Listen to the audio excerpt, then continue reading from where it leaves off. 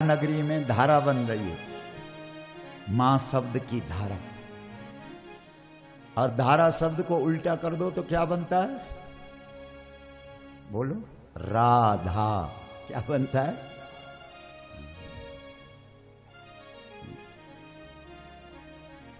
तो समझ रहे हो आप? मतलब अगर आप भगवत काम में लगे हैं तो गरल सुधा, लोग जहर देंगे लेकिन जहर तुम्हें मारेगा नहीं, जहर तुम्हें मजबूत कर देगा। बोलो गौ माता की जय। गरल सुधा रिपु, दुश्मन खड़े हो जाएंगे, एक नहीं हजारों,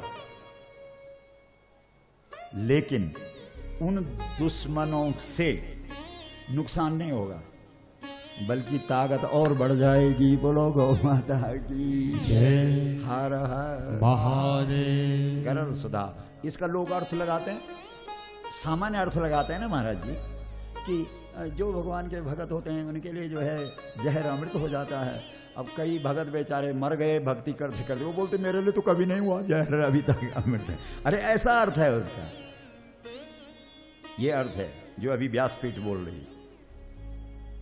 शत्रु आएगा, लेकिन वो शत्रु अगर हम भगवान के काम में लगे हैं तो वो हमें कमजोर नहीं करेगा, हमारी ताकत और बढ़ जाएगी। बोलो गौ माता की जय। समझ ले। इसलिए ऐसा मत सोचना कि हम भगवान का काम कर रहे हैं तो हमारे सामने कोई दुश्मन आएगा ही नहीं, ज्यादा आएंगे, लेकिन वो शत्रु तुम्हारा कुछ नहीं बिगाड़ पाएगा, तुम्हारी ताकत और बढ़ेगी। रिपु करी अमिताई, गोपद सिंधु अनल सितलाई। गोपद, जो समुद्र है वो गोपद हो जाएगा।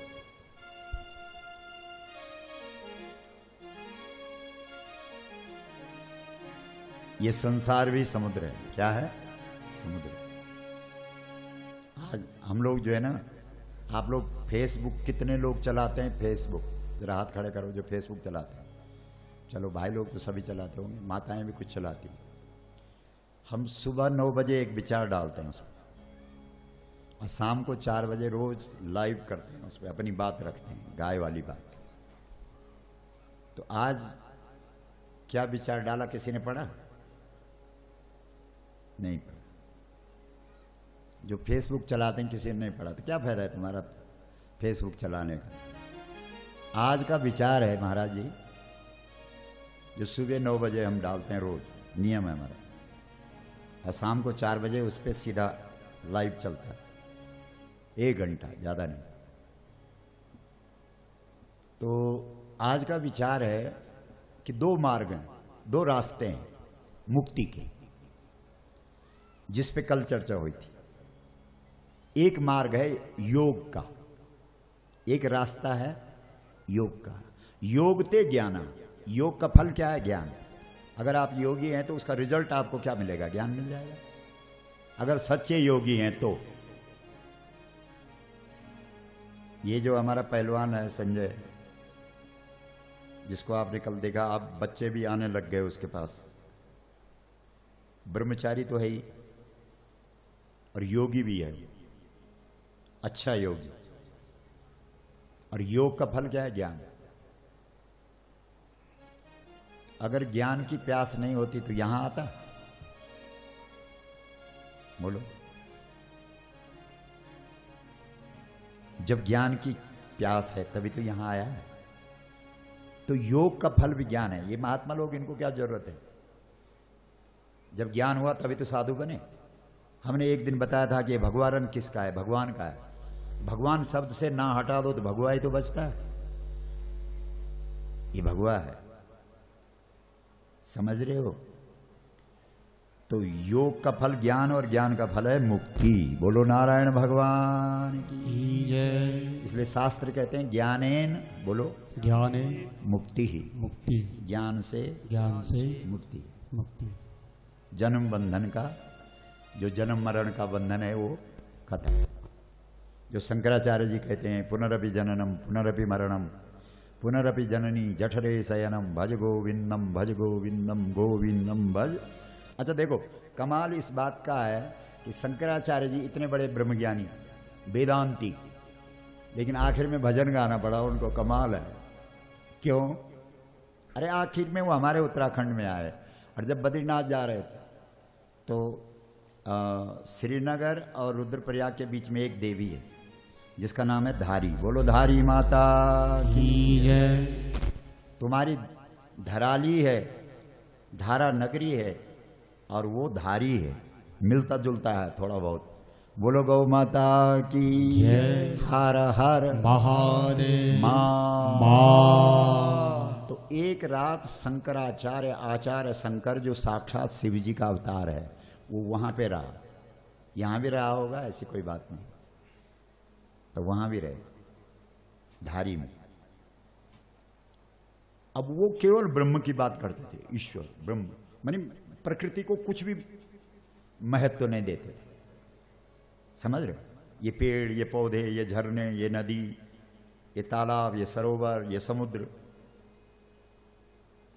ये सब मिथ्या है, ब्रह्म सत्यम, बस यही सिद्धांत।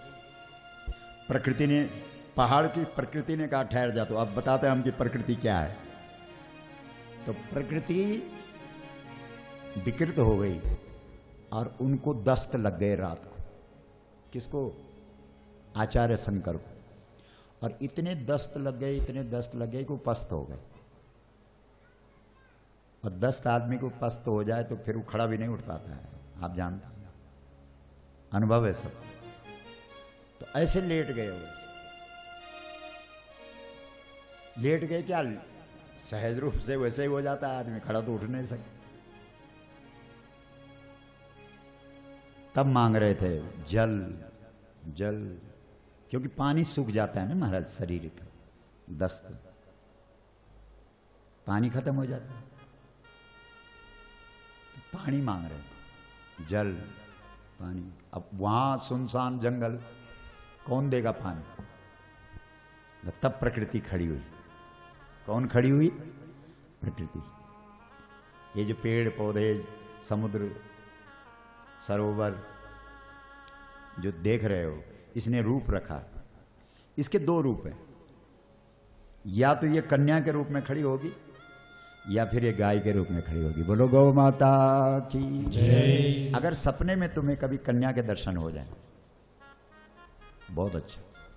सपने में तुम्हें गाय का दर्शन हो जाए, बहुत अच्छा।